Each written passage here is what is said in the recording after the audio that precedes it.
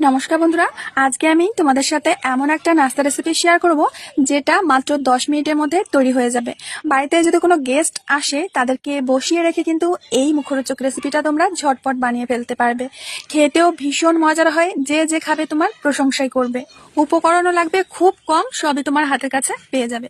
তো চলো, সবার প্রথমে একটা মিক্সিং বোলের মধ্যে নিয়ে নেব ময়দা। ময়দার পরিবর্তে তোমরা এটা আটা দিয়ে করতে পারবে। স্বাদ মতো লবণ দিয়ে সাথে দেব সামান্য রান্নার তেল। এখন এই ময়দাটাকে খুব ভালো করে ময়ান করে নিতে হবে। বন্ধুরা, রেসিপি আজকে খুব কম সময়ের মধ্যে দেখাবো, ঝটপট তৈরি হয়ে যাবে। আশা করছি আজকের রেসিপি তোমাদের অনেক ভালো লাগবে। ভালো লাগলে অবশ্যই লাইক কমেন্ট শেয়ার করবে। তো বন্ধুরা দেখো, ময়দাটাকে আমি খুব সুন্দর করে ময়ান করে নিয়েছি। এরকম মুঠো পাকালে দেখো মুঠোটা সহজে ভেঙে যাবে না। তো এখানে অল্প অল্প জল দিয়ে ময়দাটাকে মেখে নিতে হবে। আজকে এই ভিডিও দেখতে যদি কোনো নতুন বন্ধু এসে থাকো, অবশ্যই আমার চ্যানেলটিকে সাবস্ক্রাইব করবে, পাশে থাকা বেল বাটনের